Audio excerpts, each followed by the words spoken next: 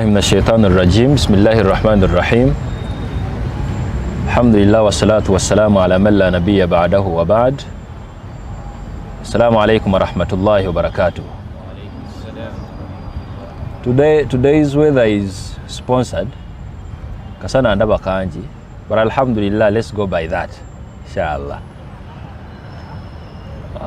All praise is due to Allah subhanahu wa ta'ala. May his peace and blessings be showered upon his beloved Prophet Muhammad sallallahu alayhi wasallam, the one who fought tooth and nail for Islam to get to every corner of the world. I request Allah subhanahu wa ta'ala to bestow unto him his full blessings and mercy, and whoever is to follow his footsteps till the day of judgment. Allahumma Ameen. We are still proceeding with our Islamic dating and marriage series. In our last episode, it was an introduction to divorce. Today, I want us to discuss what could be the reasons, specifically, that a married partner might consider to divorce. Songa ki ezo zennyini ezo. Should I draw it to a personal level? Buli agendo tesa atuwe ensonga nti nze wokola kino nze nga nvaayo. So if you're a guy, maybe a husband, what is that reason that you can't take? If your wife ever indulges herself into it, you have no room for her anymore. The only option is for you to divorce her. What is that act? Jaino kola. As far as the lady is concerned, wife now, chiche cho, bao chainzo kola, and you request divorce from him. Because in as far as the Islamic guidance is concerned, divorce is a right of a husband and khul'u is a right of a wife. But then we have not yet discussed khul'u. It will come in the forthcoming sessions. That's the question today. Chichi chosinzirako. The previous question was too general. Lwaki abantu begoba nnyo kati ndi kuggwe. Chichi omuntu baawo ba mukyala bayinza kukola ki? Wallahi nga tosobola kyebeera. Yes, that's the question. Tutandikirewa. Tukolenga bwe twakola kwolo mana and Kasavu Kanyama. Tandikire eno. Naam. Sekaisa yasooka wano. Sekaisa bakwadda kazindaalo. Bali mu kujja kuwa kazindaalo. Twagala tulabe ensonga zino oba oliawo if we happen to analyze these reasons, kiyinza okutwanguyira. Some people are too short-tempered. Nga kasonga kayinza omunyiiza looza ka buntu kumba akisussa. Yes. Assalamu alaikum wa rahmatullahi wa barakatuh. Wa alaikum salam wa rahmatullahi wa barakatuh. Nze ensonga omukyala gy'ayinza okukola n'atambulirawo ng'omugoberawo agamba nkaagadde obudde olina butono n'atambulirawo. Ekisooka okuzuula ng'omwana si wange, ekyo simulinda na kunaaba. Okuzuula otegeeza ki? Seeko oyinza omwana osobola okumulaba n'abantu batandika okukugamba naye mwana ng'afaanana akawali avuga. Kitegeeza nti ekimugobya si mwana ono, ekimugoba bwenzi. Bane saagana kukyogerako. Kati obwenzi obwo obulina ne butuuka ku level y'okufuna omwana oba omugobera eno ng'atandikiriza ottagala. We mukwatira bwe nti tadda. Tosonyiwako gwe, Allah agamba okusonyiwa. Tosonyiwa. Seekaliwo ekintu ky'olowoozaako ng'otagana kirowoozaako. Ekyo yinze. Obwenzi kisusse.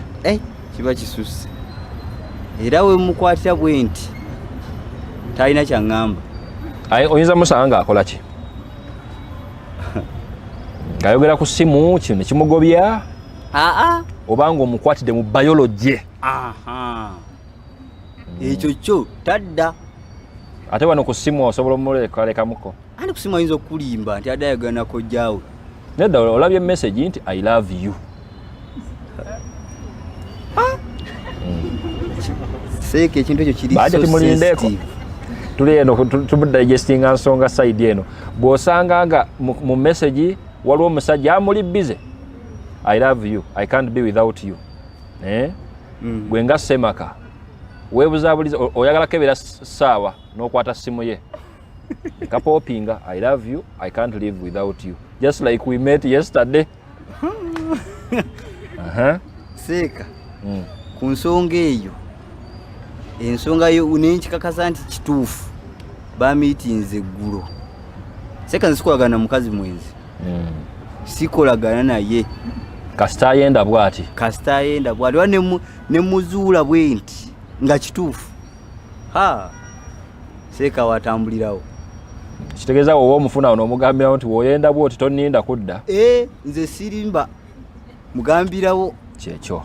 Nti bwe nkwata bwe nti yeyongere bweyongezi maaso eri. Mashallah. Tudda mabega. Yeyo ensonga. Mashallah. Mpozi n'endala. Naye baba eno yeyo tesobola kumugobezaawo. Eriwa yonna eyo kale yo oba osooka n'ogirwanako. Seeka omuntu atayagala kusaala anakuwaza. Omukyala wo nga tayagala kusaala anakuwaza. Naye yo oba tolina ng'egyo oyinza mugoba.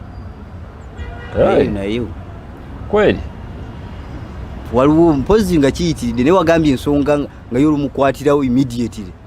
Mugambye otambulirawo. Ate wabanga mukyala Seeka.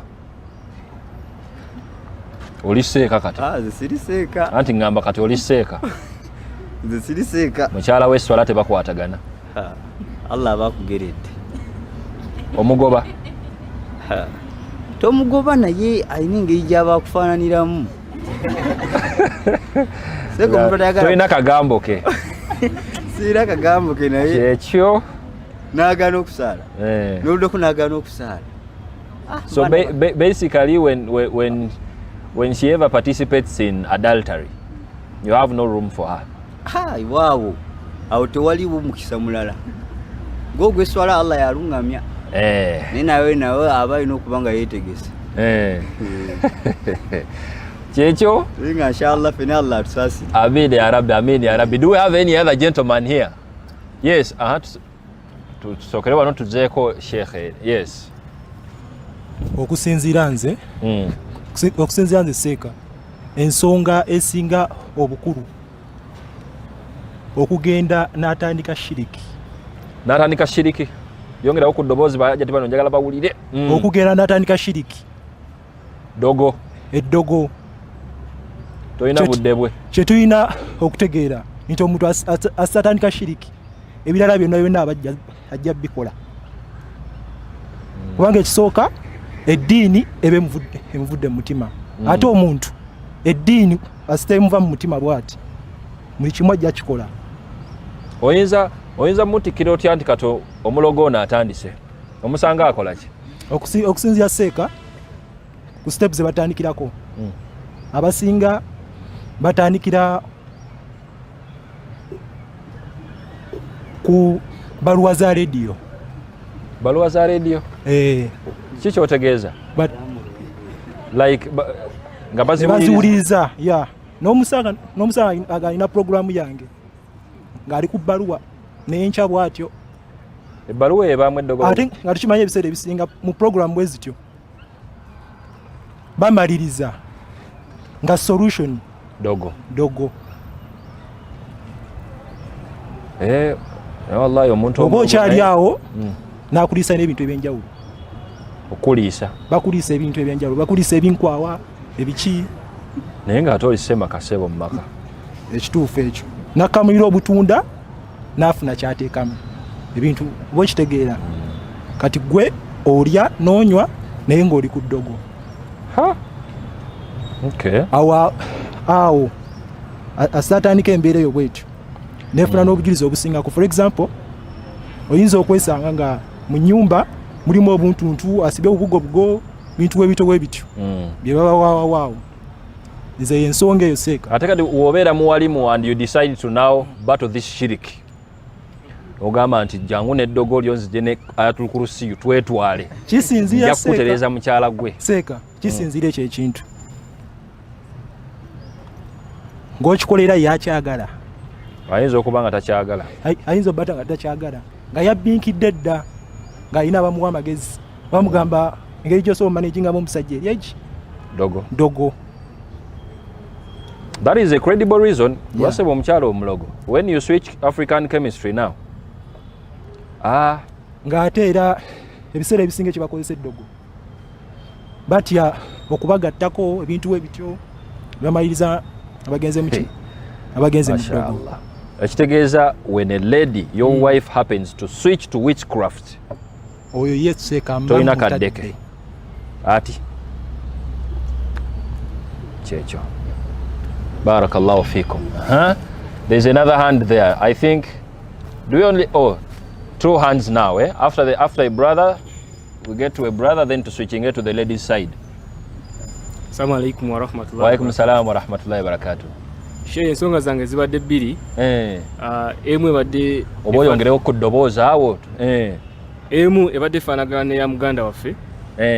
Ate njagadde njongereko ko katono nti oyinza okuba nga osobola okubatolinga nga bw'otugambye ntwe protectinga ku ddogo eryo naye nze ekisinga okuntawanya mu nsonga ezo biki byabakuliisa nga tobimanyi byakuliisa badde serigenda kukukwata naye lubu nawulirako nga basomesa ku musomo nga baga nti weba bafumba empombo ezo basenga bafumbira abaami abagenda okukyala empombo bye bateekamu ezo olwange lwali lunemya okulya nali sikakasa naye nali mpulirizaako omusomo wiiki ng'emu nga sinagenda ku mikolo ng'olabira ddala bakulibbizaawo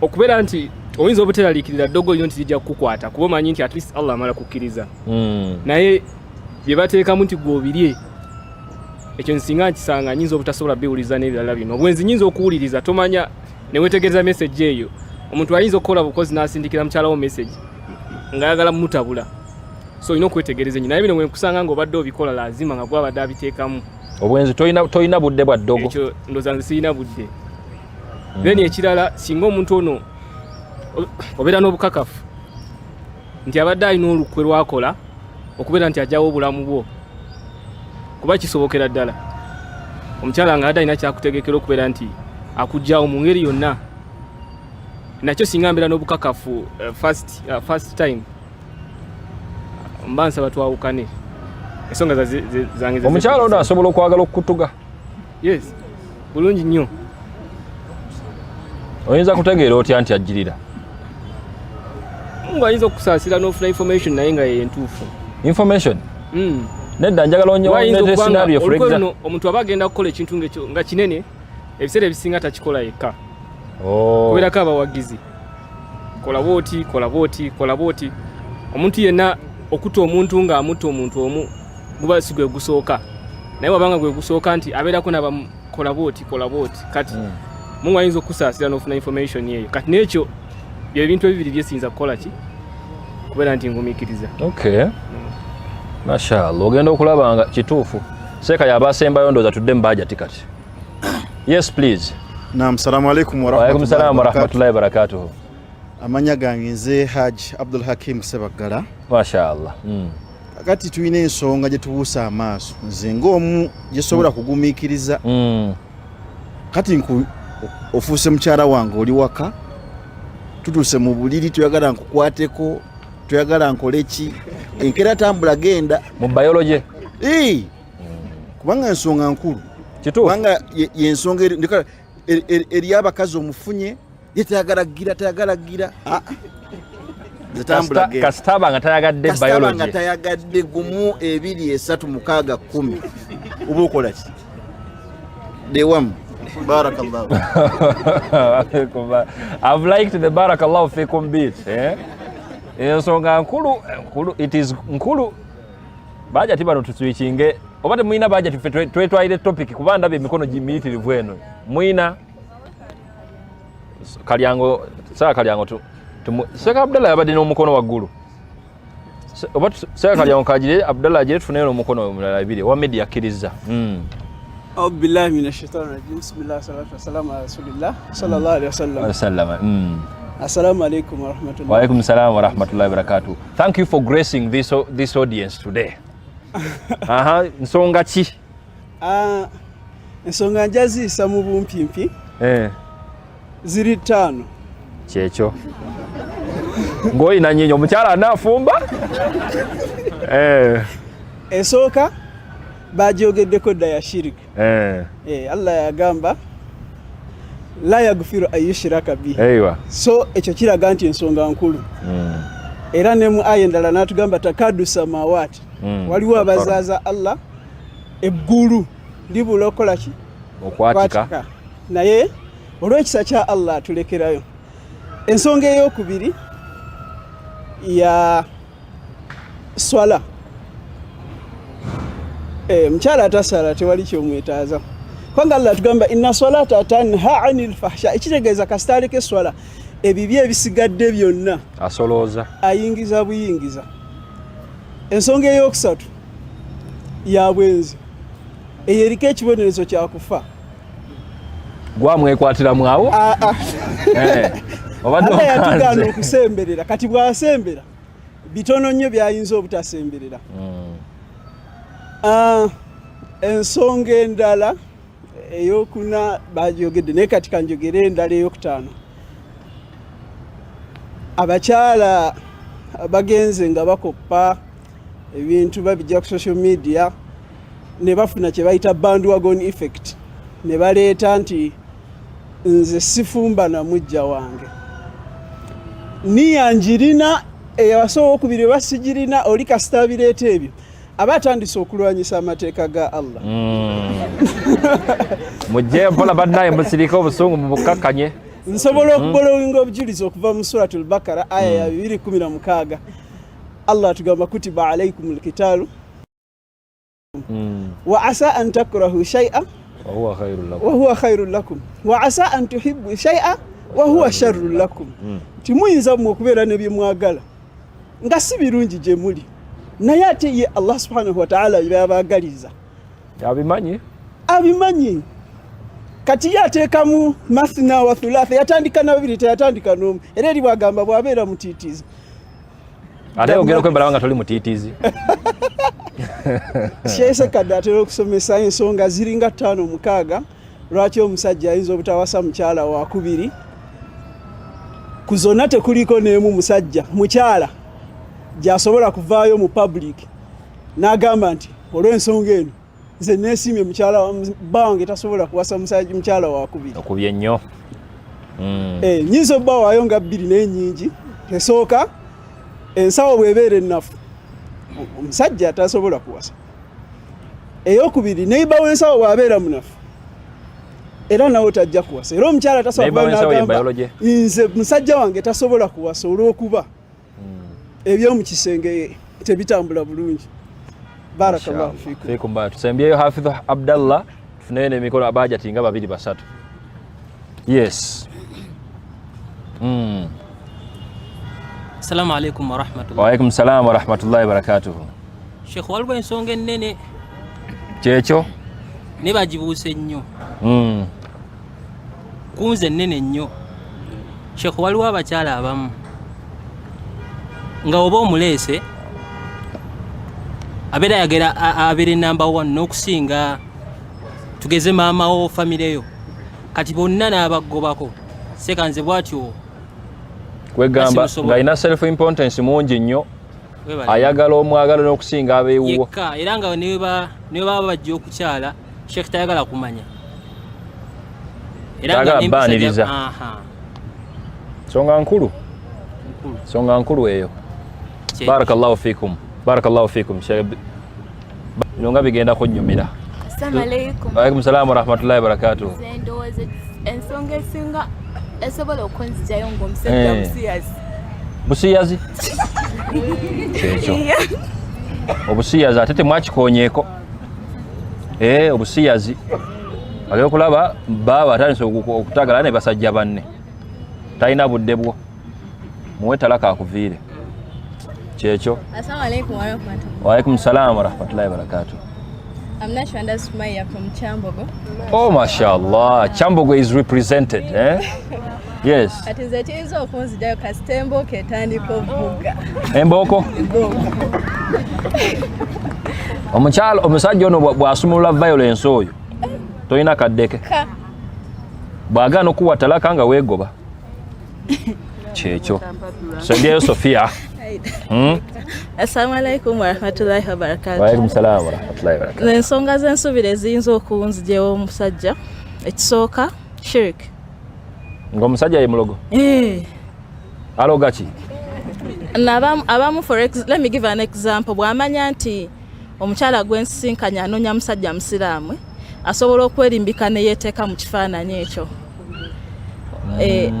Waliwo ankubye akamano mbwe abakubi b'ebitabo asobola okwerimbika ne yeeteeka mu mbeera eyo.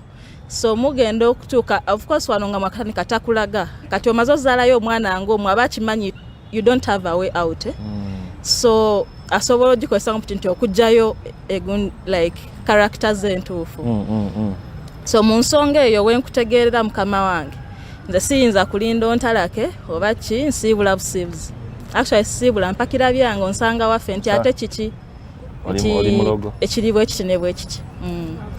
Then ensonga endala gye nsuubira eyinza okunzigyawo omusajja embooko eyo shekati ajogeddeko katini. Simanyi bw'otandika kuba muntu wa myaka 23 omanya abaganda bagamba akakyama amamera okagola kamenyeka bumenyesi. Simanyi kyoba ogenda kuba kujja mu guno omuntu ogw'emyaka 23 mu myaka 2 gy'onsanzeewo. So nze mba ndabanga akisussizza onkubamu gumu ogwokubiri ogwokusatu nga swi anti kati kaŋŋambe lwaki nnyinza okulinda bakwewunya n'okwewunya okubaana ogwokubiri ogulinze anti lwaki nnyinza olinda ogwokusooka nnyinza okugamba atabadde mukubi kamugumiikirize ayinza obba kimusimattuse awo nno ng'omwagala anti era oba omwagala sibo wakukubiramu empisa 2 n'osigalawo n'olinda etteke oba omwagala kati embooko eyo. Then ekyokusatu kye nnyinza okugamba obwenzi n'okuwasa omukyalo okuli okusatu kyanjawulo. Ate obwenzi obwo si bwempulidde kuba okuwulira nti okuwulira buli omu alina agenda ye. Omuntu ayinza okugamba ekintu ng'ayagala alabe what you're going to do kyogenda okukola oba asobola okugamba alabe character yo. Omulala agenda kugamba ayagala kituufu ayagala mwawukane nga ye kyawulira kyayagala ng'alaba tekimusanyusa mwe kubeera mwenna. Naye kasita nkukwata nga nze mujulizibwe nti kiwedde ng'otegeka empapula nzija nawuwo sigini kyanga kiwedde bangezaako okuwozaawoza sirina kyekugamba tolina kyotegedde kyekyo. Waliwo ensonga wanenda. Barakallahu. Waliwo endala awo Hajati Nuru. Assalamu alaikum wa rahmatullahi wa barakatuh. Alaikum salam wa rahmatullahi wa barakatuh. Nze ensonga ezisinga bazogeddeko ng'ekisooka shiriki naye nze ensonga endala eyinza okunzijjayo kasita omwami agezaako okwagala owasa omukyalo ow'okubiri naye nga wano obuvunaanyizibwa tabusobola mu mbeera zonna oba mbeera ya mu kisenge oba mbeera ya financially awo mba ngenda kubanga automatically oba oyingidde danger zone yakubonaabona for the rest of your life. Kati obudde oba tobuyina obwo asobola obbanga ayagala owasa naye tasobola nakubalansinga gw'omu naye ng'akuliriza kintu kimu obusiraamu bwatuta financially mulina okwezimba akuliriza ani sunna zawuŋŋenderawo watagalira mbu awasa wakubiri tolina budde bwe ayina sooka nze kuntereeza waba tasobola kuntereeza awo okukolera emisango mu maka ge omuviira buviizi kozi ensonga endala yensonga nga gwe oli bisexual. Bisexual yaliwo oyo oyagala abakyala n'abaami kyekyo nga baawe asobola okutagalira mu bakyala nga ayagala omusajja wamubeera okumpi awo otyo. Mashallah. Otegeera otya omugwikiriza nga alina musajja munne? Nedda abaami abamu abeerawo nga mwami naye nga alina bukarakita bw'abakazi yeekolakola obuntuntu kyokka musajja yeekolakola obuntuntu obutajjayo ddala tategerekeka. babesiti alina abakazi abasajja emboozi zaagatta n'abasajja ziri awo talina meaningful basajja nti be bano nti be like groupments be abasinga bakazi neneeyisa era omulaba walugambo gamba oyinza gaabo bakiki era with the time naye amala nakirevealinga indirectly nga tamanyi gwe n'omutegeera. Okay. Barakallahu fikum wa jazakumullahu khairan. Thank you for all your inputs. Nchimanya emikono gikyali mingi naye katusimbule ndawo n'obudde budduka. Now I would like to prepare my audience today. Divorce, just like we made it a point in our previous episode, it is something that is really guided Islamically. Just like you started up this marriage with the Islamic guidance, it makes sense when you ever think of divorcing someone, you tap into the Islamic guidance too. But now these are the three factors I wanted to make them points in the introductory bit.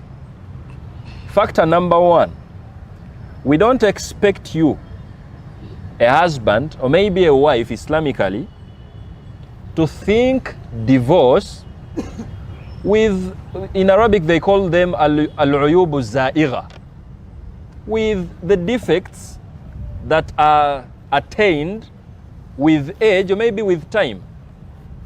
An example, your husband, for example, plays biology with you.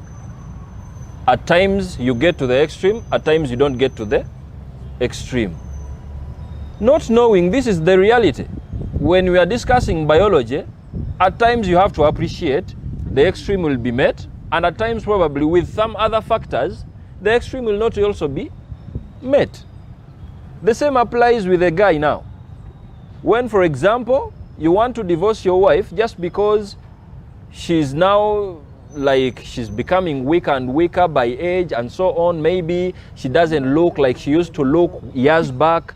Come on, be mature enough to understand that as you grow old, definitely you're going to change. Yeah, your wife may not look young for the 10 years you're being together. You don't even make it a point that you're going to divorce your wife just because she doesn't look like she used to look 10 years back. You're the problem now. The same applies with you. You don't compare your husband you've lived with for 15 years, comparing him with a young youth here. All he does is going to the gym and coming back, sleeping and eating. And you compare him with your husband. Come on, it is just too unfair. So we expect you to at least put a reason that is going to force you to divorce someone. Ngambutufu, it makes sense. Even when you switch to the Islamic guidance, by default, there are these childish reasons you're going to call off. Zotagana qualifying someone to end marriage. Reason being, you just don't skip them. You're too unfair if you're to consider them as factors to divorce someone. Who are you to think that you have to get this satisfaction biologically? When your wife is in menses now, what are you going to do? Nothing. You're going to sleep, cover your blanket, get the pillow. Sleep. That is the life now. Not until maybe you want biology and she's ready for that. This is the whole point. So you don't just easily switch to divorce claiming that this wife of yours spends a week in menses and you can't go away with that. After you have an option of marrying the second and third and fourth. You evoke that if at all you can't do away with that, but you don't chase our wife now. You don't switch to that. So if at all you employ this level of maturity now, ojja kukiraba nti waliwo ebintu kati ebijja byolina okusooka okujjawo. Your husband, for example, your husband earns $1 million. Awo nno nga Allah musaasidde. Maybe he's earning 500K a month, full time, not even having time to do some other stuff. Do you really expect this guy now to provide to you like someone who is earning 2M? And now you're marching to a judge probably, or maybe to the imam, or maybe to anyone, and you're like, my husband doesn't meet my demands. It is okay, because what he earns dictates by default what you're going to get. You had an obligation at least of analyzing that before you qualify them to be your husbands. Even when you get him, probably when he's financially stable, things might turn around. Omufunye nga alina akasente ke bukadde 10 ayingiza. What will happen when he's now earning $1 million? And now you bring this stable ngogamba nti banayenza seeka nno n'okaaba nno omusajja takyandabirira twagutyanga ku basmati twakolanga ne bwetuti. What do you expect ku musajja afuna $40,000 omwezi? Olina kutuula butuuzi omanye nti Allah kati ageze mulye ku katunkuma mulye ku nanka mpaka embeera weerikola etya weeriterera. It is just too understandable. Do you know how many guys are pinned for that? Juli okolagana na mwana muto. You had money, right now you don't have money. Ne baba swaza mbantu baba wange tata meeting amaidi manzi taweerera bulungi baana takola atya naye nga gwalangira ntoweerera baana wali obaweerera emyaka nga 10 emabega Mungu nakukwatamu mu nsawo bwoti kati sente tozikola ki tozirina. Option ziba 2, abaana batuule wansi woba osobodde ogwe kennyini omuyambeko abaana bagende baki ku ssomero. It is just too understandable, but you don't now childishly consider that nogamba nti kati obufumbo bukole butya, because in the long run oba tolowoozezzaako ku the effects that come after the divorce. So you really have to understand that all these defects now that don't qualify you to get to that level, you don't switch to them. Reason being, it doesn't make sense. And I made it a point to also prepare you okutegeeza nti whenever you switch to marriage and whenever you think of divorce, that is not a field for people who are still maturing. The day you get a wife, the day you get a husband, it is a field for mature people.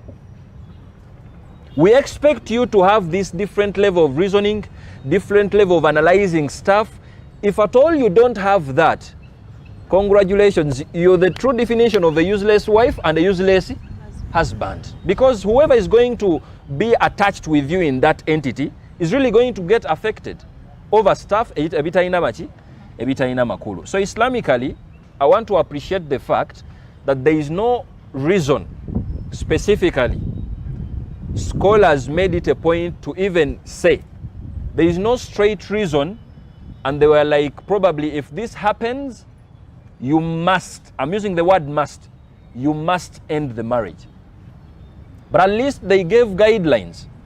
They gave guidelines, which guidelines like draw us and guide us. What are we supposed to do if at all something happens? And this is the sweetness of the Islamic guidance.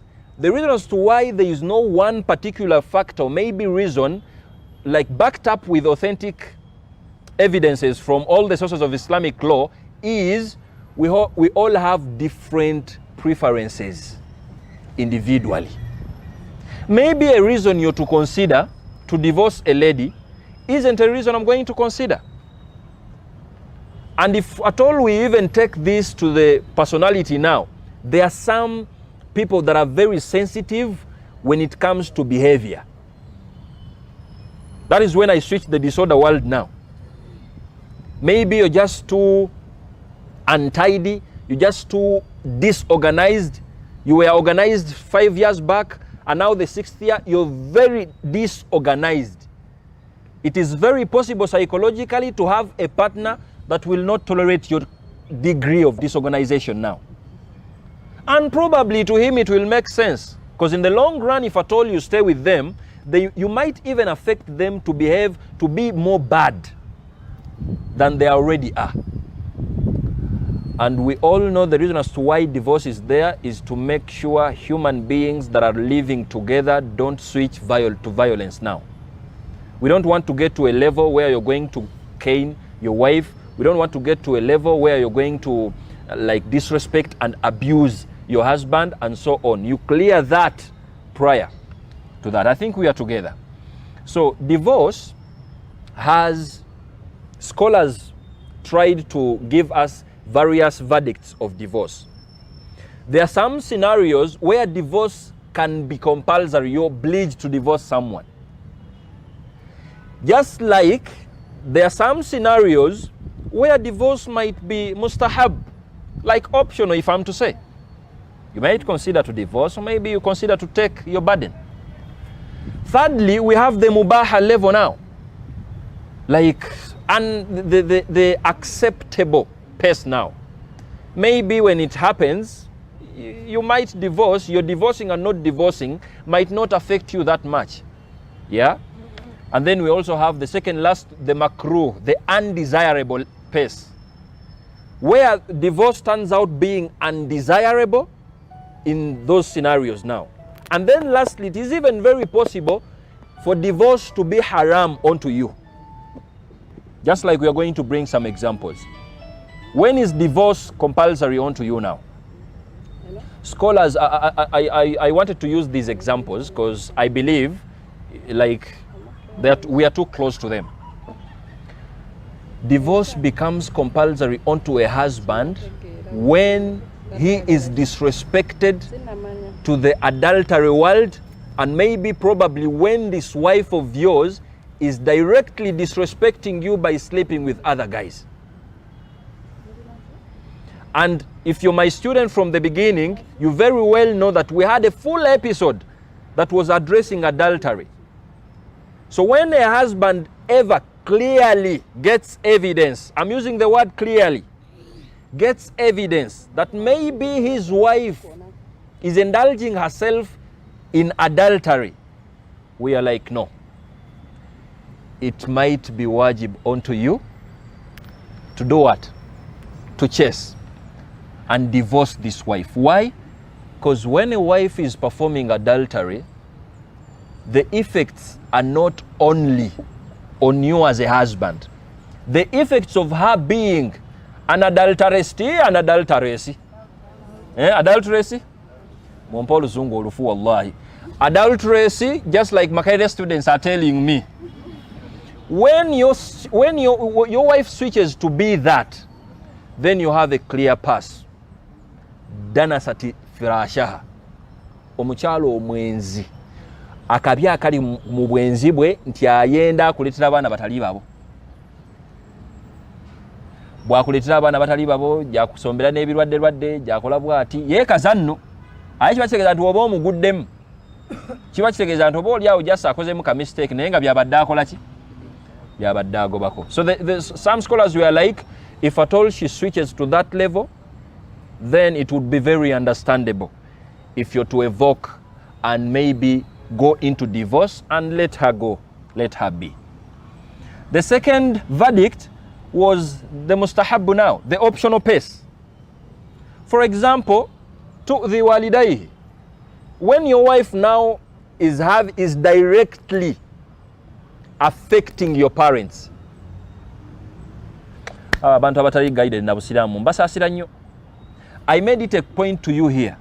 Your wife doesn't know that your father and mother is better than her. This westernization is training our young girls to think just because you've graduated her to be your wife, kati ya matari ngeye ka mu bulamu bwo. Not knowing she's finding you with brothers, sisters, just like you're finding her with brothers and sisters. It is improper for your wife to think she's just too very important than everyone in your world. Just like it is improper for you to think that you're the only one that matters in her world. She has a parent, she has a mother, and like you're not the only one that matters in her story. So scholars were like, if at all this lady, wife of yours, gets to a level of directly disrespecting your parents, then at least you've got a reason to try and think about divorce, if at all she doesn't change that.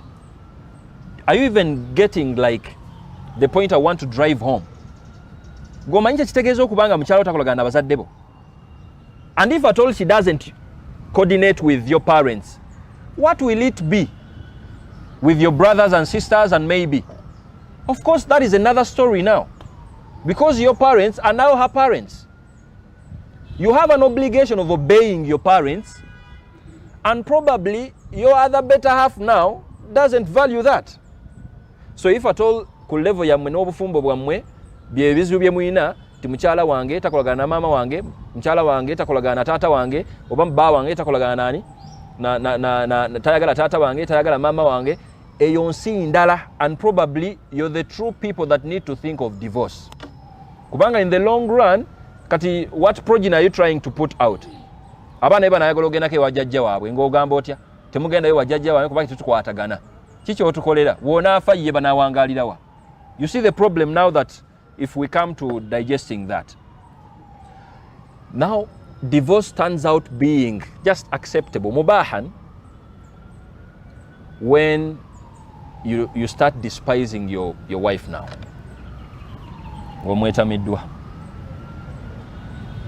Last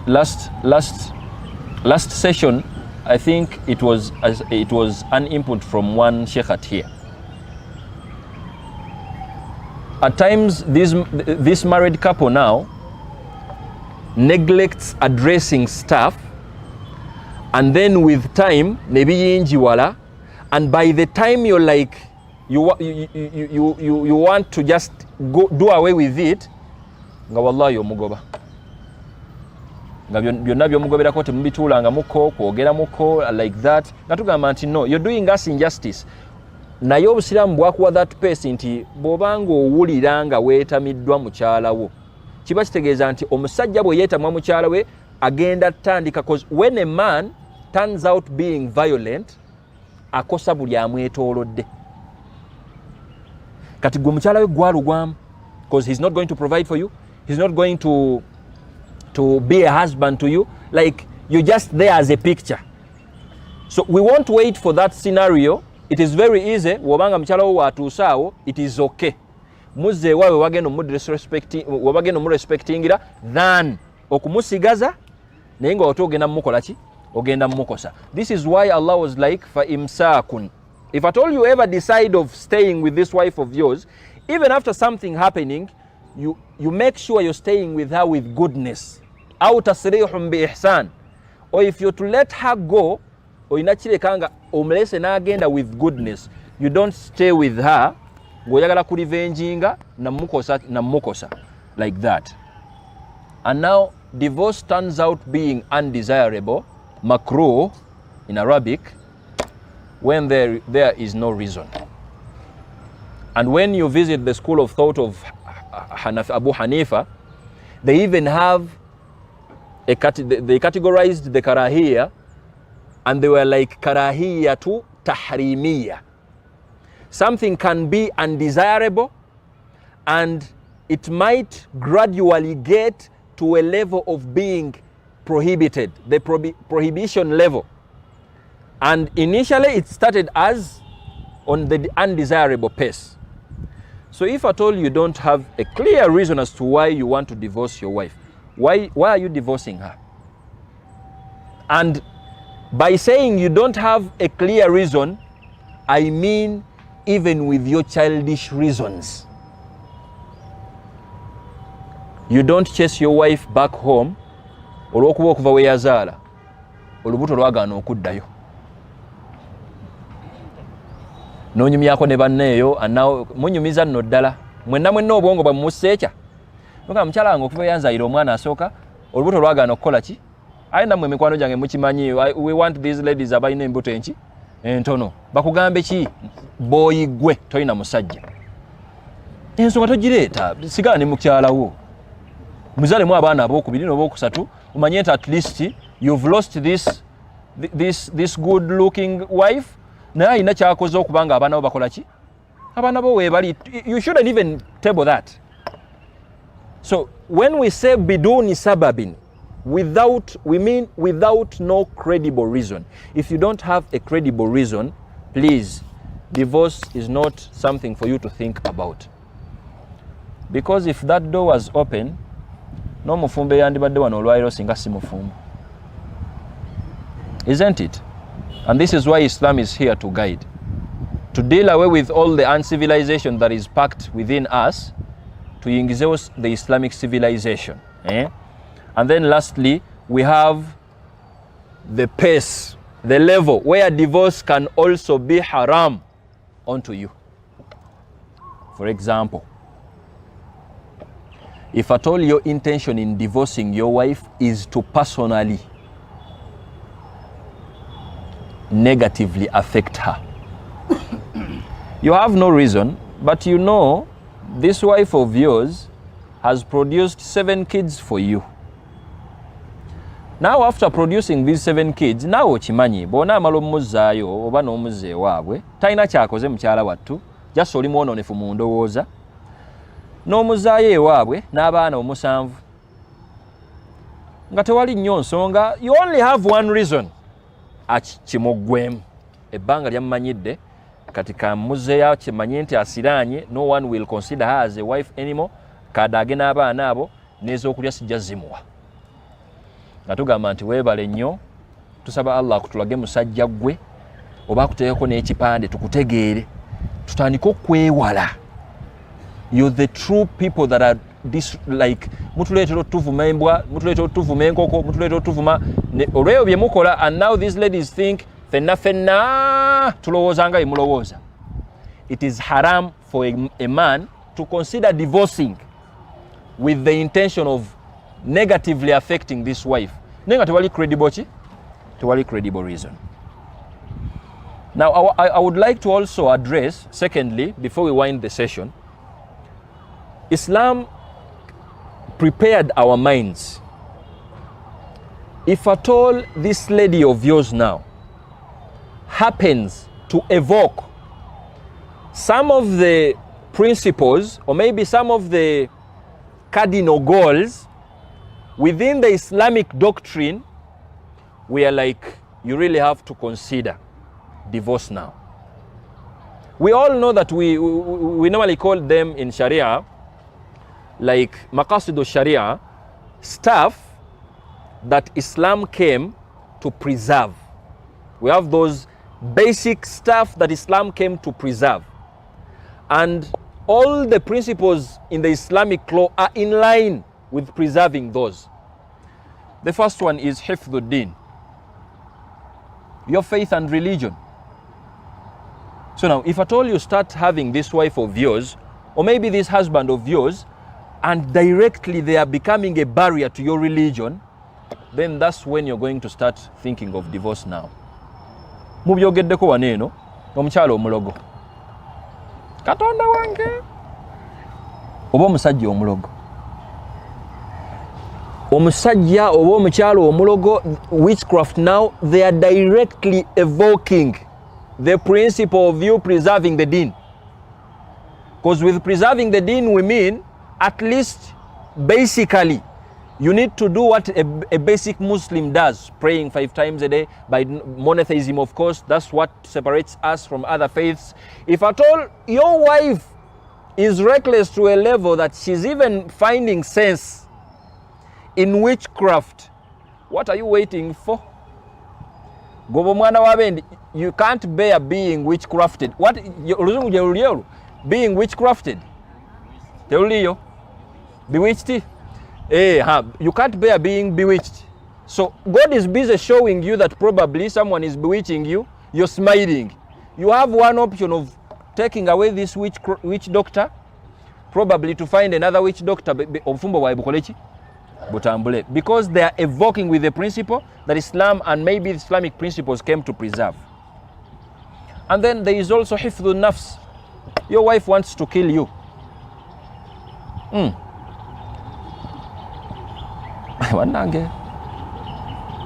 You're a husband, you eat at home, this wife who wants to kill you. Akamero okalya wuwe yakufumbira nno. Akamero olya wuwe kajuiso oyagala kake, ate otandise okuzuula nti ayagala kutta. What are you waiting for? Oyo mutemu adde ewaabwe atteko abeewaabwe taggwe. That's the message now, because he wants to draw away your life. You can't take that. Right message that against otuuka ku level ngeyo nga namwe mubimiza amazzi. Do you know what it means your wife to now think of killing you? Oba omukoze ekyeekyo. You know oba okimukoze. Lwaki takusaba n'omutalaka butalasi? N'akuviira. And probably it normally happens when this wife of yours is too money minded. Ngayagala akasente okufa obufi kalagenda kulaba otandise oweza aweze sente ate owasa omukyalo owokubiri bw'atatta gwe neefunira ku byobugaggattaani alina kukutta bussi ate oli awo you're too unclever not to see that. Asoose n'akuwa ku butwa n'ogenda mu ddwaliro omusawo n'akugamba obutwa n'obubadde bunafu tofudde n'otandika kulowooza naliddewa ate ng'olya wuwo. So you have to also think of all that. Sebakutira bwereere tukyakwagala ng'oli muki muzze ewaabwe naye woolaba nga ayagala kutta akukubye empisa 2 mugamba mpa kutalaka ntalaka nzire ewaffe gye batagenda kukola ki kunkubira. Hifdhul mal, when your wife is not too understanding when it comes to your financial stability. That's a credible reason basajja mmwe abakola sente. I'm talking to you now. Your wife has to be understanding when it comes to your money. Ebizibu by'abantu okulya sente z'abasajja nga ababbi bikoma eno ku girlfriend boyfriend bakuule gwe kikuggwemu naye kasita oswitchinga ku bufumbo tusuubira nti omukazi gw'otikkidde nti be my wife akusaasiramukko akatono n'omanya nti okay wadde oyagala tugende ebweru tulye emitwalo 4 kwegayiridde bba wange gula ekikoko ekyo tukifumbire wano tulye wano nga wetulaba firimu tetujja kugenda eyo gogamba nti Allah kukoze eki. Yeah, because in the long run definitely obufumbo bwo bujja kutagala if at all you don't consider that. Hifdhul mal, because all this Islam came to preserve that. We also have hifdhul aql. Maybe they are not physically affecting you, no one is going to beat you, but they are psychologically eating you up. And that only works for simu abasomyeko kati degree 2 nya PhD. It is very possible omuntu omumalako emirembe nga tomukutte nako. True or false? Very true. That is manipulation now. Maybe you're going to religiously manipulate them. For example, nganzo omuwalimu nentandika ku mukyala wange anti si muwalimu ye alina profession ate endala nentandika kwevokinga buwalimu bwange. Mukyala gwe bw'otandika okummalako emirembe bw'otyo nabbi yatugamba malayika zigenda kukolimira ekiro kiramba bw'obanga tokoze bw'oti ne bw'oti. Naye ng'ebyo bisomera mukyala gwe omaze wiiki 2 towa ssente talya mmere wakamukuba ku makyawo ate omusomera hadiisi olw'eggulo ng'olinga agamba nti nabbi alinga yali agamba ye weerabidde nti hadiisi otandise ozivvuunula kuyisaawo bibyo nga nabbi bw'azuukira awo ne tukuwaayo ti bw'ati bw'agivvuunudde oyingiramu eri hadiisi nti ono ali mu kutulimbisa falyatabawwa maq'adahu min an-nar. I want to welcome my brother Sheikh badde sinnamulaba mukama wange notantemyako yes kategerekesaako. So waliwo abantu abasobola okumanipulatinga nga just sibwongo takoze kinene nnyo kyekimu ne mukyalawo afukamira ng'akubuuza akuwa emmere n'ekyokunywa nga bw'okikola ki naye nga kattocha kooliko psychologically gwayinza okukategeera nange gogenda obigamba sijja bikola ki sijja bitegeera omaze omwaka mulamba omuwa upkeep naye alinze kutubannamba nti beebaza takwebaza kyokka bw'omuwaayo ekirabo weewoze nno n'okwewola ssente kubanga naawe ogenza olabalamu ng'oludde okuba ku mukyala w'ekirabo ne weewola ssente n'omugwira ku kirabo n'akugamba nti ogenza okulaba nga kati wentuuse n'abaana 2 benkuzaalidde nsaana ekirabo kino ne weetonda bwetonze awo n'ogamba bansonyiwe mukyala wange next time nja kuwa ekirabo ekisingako n'akikukanyugira nti genda okiwa abantu abaki abalala. Kati ebintu ng'ebyo ogenda obiconsideringa nga olaba nga omuntu aba asusse. So you have to consider all that. And then lastly, hifdhu nasl, keeping the lineage, the progeny now.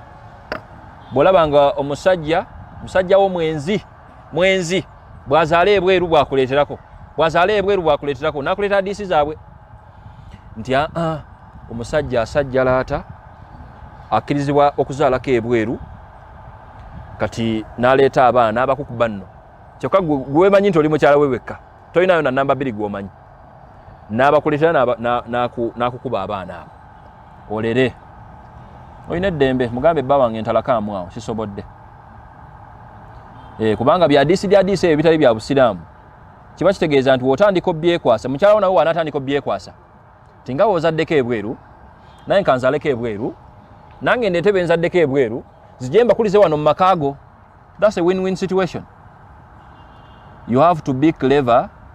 Ebyokusajjalaata byo osajjalaata tonnawasa oba nabbi kigwogoberera ng'osajjalaatera neeyo oyina kumanya nti obwenzi it's a closed door wasa mukyala wo muzaala abaana bammwe kati olabanga obwenzi nawo buyitiridde kubanga mulimu okugatta endyo yes mukyala wo atambudde azadde abaana abalala agasse endyo nawe tomanyi baana bo be baliwa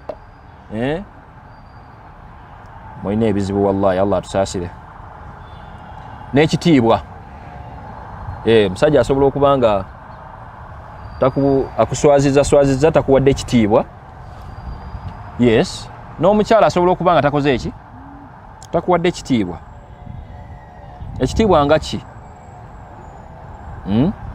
si kuwa kitiibwa naye kuswaza as in basically why would your wife go to the shop gyagula ebintu si muganda we si sister we tebasoma bombiriri naye basoma bombiriri n'atandika okubanyumizaako yo biology story mu buliri why what is she proving mbuki why would your husband now start discussing your biology story with his friends bw'olwokuba bakuze bonna bibakwatirako wa kati ng'otambula naawe mu bantu awo olowooza olina ekitiibwa yambadde ekkanzu n'enkoofi nange bantu baswazizza bantu mu nsi muno ate kati kiri ku musajja nga mukyala we yamuswaza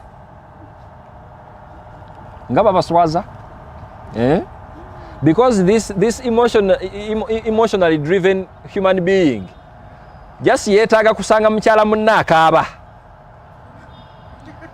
amubuuzeeko awo nti what is your problem amugambe my problem my husband amaze ennaku 2 tampa ssente tagira bwati kati beesanze bonna ne behypinga emotion zirinnye nezino zirinnye ne bakutandikako ti mukyala munnange toli wekka do you know even me tolabanga kati nange nyambadde bwenti tolabanga bba wange seeka kati ng'oli muwali mwawo tolabanga bba wange seeka naye wallahi bye babulira si bye bakola so you have to guma bugumi we are in this together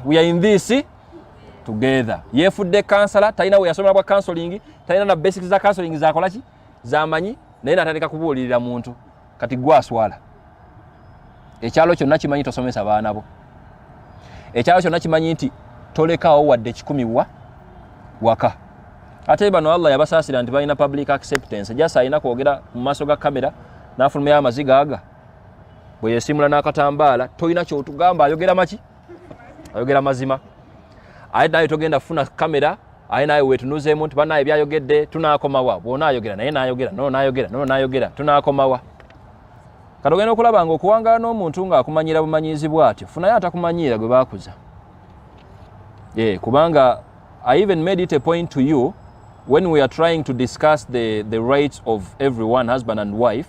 Your wife has an obligation of okubikkirira, not letting your secrets out. Yeah, that's the role of the wife. Kuba olina bingi nnyo by'osobola okwabiza bbaawo ensi byetamanyi, but your role is to keep them. The same applies to you. It is haram to discuss issues of your wife. Okubi discussing n'omuntu gwe bitakola ki gwe bitakwatako. So if at all whoever you're calling a partner doesn't know that nga naye yeetaaga kimuyigiriza oli bubi. Saba Allah abeere nga atukola ki atusaasira. I want to wind the session with a reason now. Absence of your partner. Absence like what? You have married a wife n'ofuna ekyeyo kya myaka emeka 5 olumala okuwoowa bwoti swe n'olinnya ennyonyi. What shall we do? So scholars, even I want to use the story of Umar radiyallahu anhu. If you visit the tafsir of Ibn Kathir and Qurtubi, the story is cited. Umaru is known as the first companion eyatandikawo administration a little straight. So one day as he was trying to patrol around, yasanga omukyala nga akaaba and this lady was like, how I wish my husband was around. Had I not been a believer, I would have sought biology from some other guy, because probably the husband was away ng'agenze mu ntalo kati Umar bipatro byatambula agenda okulaba omukyala yegomba na ibba wange taliiwo ate kati biology nze nkole ntya kati wanna singa siddiini eno singa ndi muki singa nefunayo omuntu wano nankolako. So Umar was concerned because he was a leader. He moved to his daughter Hafsa now radiyallahu anha, and he was like, Hafsa, what is the most period? How long can a lady be patient without biology? So what do you expect from a daughter? Nga taata wo yakubuuziza ekibuuzo ng'ekyo. Taata wo akusimbukidde nti Of course Hafsa yalina okubanga ensonyi zimukola ki. She was shy. Omar comforted her and he was like, you're the only one I can trust to ask this. And the reason as to why I'm asking you this, I want to make a verdict considering what you're going to tell me. Yeah, Hafsa namugamba, there are 3 narrations. The first one was 3 months. The second one was 4 months. The most was 6 months. Ebigambo biri bisatu. Omaru n'ayisa etteeka nti tewaliiwo musajja ayina genda mu expedition mu lutalo n'amalayo ebbanga lya myaka 4 plus, myezi 4 plus. Ne bakyusa etteeka nga oli bw'agenda n'amalayo emyezi 4 akomawo n'adda eri abantu be naddala nga mufumbo kati abawulu be baalugwangamu ate muddawa. Naye omufumbo ogenda n'omalayo emyezi 4 n'okola ki n'okomawo. But now the one question I want to address is because this absenteeism now can be a reason for you to divorce and for you to seek divorce, because it is a reality today nti omusajja ayinza obutagamba nti nkutalase naye nga yakupangisiza an apartment where he just comes, maybe you're number 2 or 3 or 4, and out of the blue he's not coming, even when you're number 1. Out of the blue he's not coming for 1 month, 2 months, 3 months. You don't even know. What is he doing? Are you still a wife or are you not still a wife? What do you do in that situation now? You see how the issue now, we really have to discuss it further and more broader than that. So Islamically, we are guided even in that possibility. When your husband is not around, when do you now qualify and be like, okay, my husband is not around and I think I really have to seek divorce? Kubanga ndaba akikoze eki? Akisusiza. No communication, tomanyi oba yabula, oba bamuwamba. These are all considerations. So now we are not going to just import that narration. Nti kati baga emyezi 3 oba 4 oba 6, we import all the 3 narrations tuzikube kumwe wana abaganda ba wano n'abagisu n'abasoga n'abakyoli ba wano. No, that's not how it works. Most especially when you have the background of Sharia or maybe fiqh jurisprudence. Yeah, something that a verdict that was given to ladies in the Arabian Peninsula might not be the same verdict for us here, considering the whole changes eziliwo olwaleero. Maybe with the individual difference, we might switch to some other what dynamics, if I'm to say. So I want to wrap the whole story up with the sisters now. If you ever sense that probably this man of yours wasemba mulabanga akuvuma nakuwa n'oliyulumu oba nakusooza n'agenda gy'agenze eyo gy'otamanyi, omwezi ne gugwa, ogwokubiri ne gugwa, ogwokusatu olina nno n'abaana aba takuweereza wadde upkeep, n'ogwokuna eri gukola ki? Naye mukyala gwe bwe tukutuuza wansi ne tukubuuza nti are you married, ogenda tugamba ki? Okujjako nga just you're not just ready to welcome the reality. What are you going to tell us? You have to have a reason that is going to help you. Nekumanya nti why bawanga amaze emyezi ena taliiwo naye alina ensimu ali, oba amaze omwaka mulamba taliiwo alina ekyeyo kyakola ki kyali mu kuyisaawo, oba amaze, but you don't even have anything like that. Gwe no gwe wife, and we are like no, you already have a reason kuplate. Bawo takulabirira amaze emyezi gijo ina n'abaana balwala tabayagala mmanya naawe olinze bw'ate okukola otya. You really have to seek the guidance from your sheikh or maybe from the imam, olabe engeri gy'oyinza okuteekingamu those procedures. Of course I won't mention everything here. The same applies to a guy. If you're going to go away, probably you have to prepare whoever you're going to leave behind. Yes, because at least on your side, when you're away, you have an open door of marrying the second one wherever you are, the third one and fourth one. So you're just safe on your side. But for her, she's not allowed to even open the door to another relationship. So you must give her a reason to still find relevance in whatever you're building. Those are categories. Yeah, tobera selfish ku level ngeyo. Woba ogenda kusoma ogenda malayo emyaka 5 mukyogereko ne munno akitegeere mmanye nti kati for example mprepare nze emyaka 5 afune ebimubuzaabuza agume nno kubanga era obugumikiriza bwa buli omu tebukola ki. I want to make this a point. Twayogera wano ku bwenzi naye abenzi ba wano bali asho wano. You start bringing your statements nti kanayi kato mukyala onsuubira nze kukola kikati waba mukyalo nga yayogera wamaseeka konzo otyo bawange amaze emyezi 2 takola ki taliiwo. Bawe yakugamba nti emyezi 2 takola ki taliiwo, myezi 2 taliiwo. Kati wamma nawe ondaba mu bulabi ndi mwana muto myaka 25 neetaaga biology, kati nkukolere ki bannaye? Oyagala kati nkugambe ki nti genda okukuba ofune wa biology abere naawe? This husband yakugamba era agenza okugendayo nga akikola ki akimanyi. Option oba n'emuntu owaayi kogumikiriza okola otya kyekimu naawe oli ku kyeyo maybe in some country and you're seeking for justification of okukola obwenzi towasizza bw'oleeta ensonga seeka nga omanyi as you know nali ngaawo nga nna my friend nga we tukola and nga woomanyi ne tubeera naye nga wookola ki nga woomanyi nga kikyoyisaawo mbu kyali kikulinnye nnyo nga tosobola kikola ki kyebeera walina okukyebeera kuba wakiyingiramu ng'okikola ki ng'okimanyi. Gumiikiriza mpaka oddewo kiki wali okola emyaka 25 nga tonaakuwasa.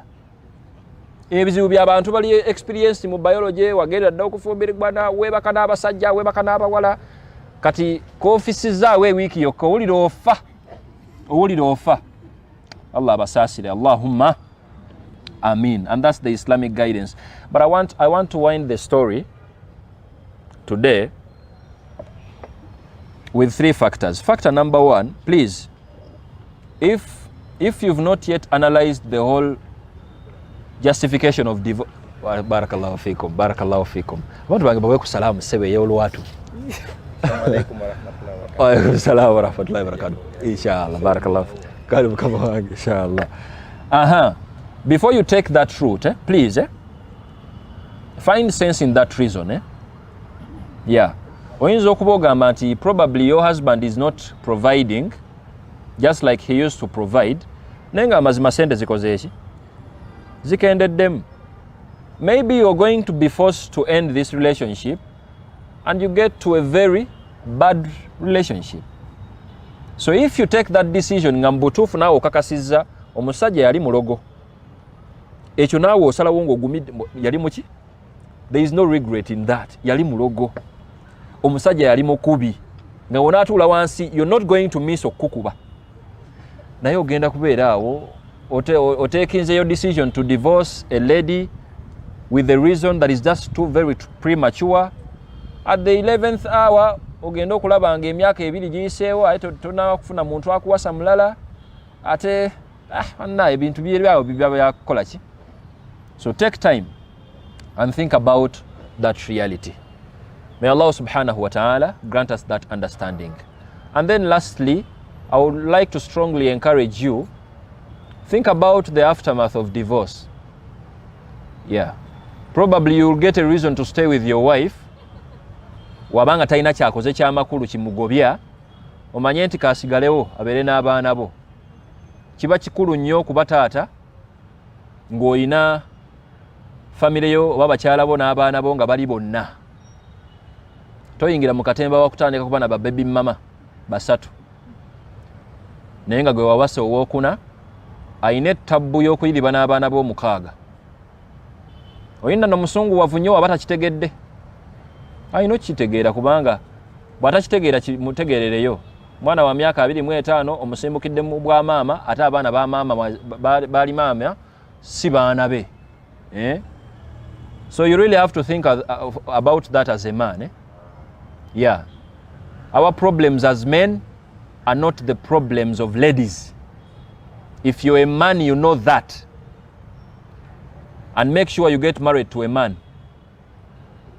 If you get married to a boy, webakuwa n'akazindaalo nti baako kyoyogera ku basajja. Tobaako kyoyogera, you don't know what men do. You chose irresponsible boys. Ne mbatikkira babeere baki? Babba bammwe. But if you get married to a man, naddala ng'ali guided Islamically, they know what to do. Yeah. Amanyi kyasobola okusinziirako okugoba, ne kyasobola okusinziirako obutakola ki? Obutagoba. Wa barakallahu fikum. Wassalamu alaikum wa rahmatullahi wa barakatuhu.